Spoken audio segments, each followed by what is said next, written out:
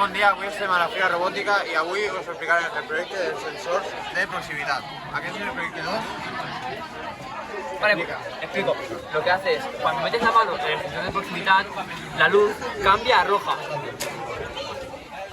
La luz cambia a roja cuando metes la mano en el sensor de proximidad.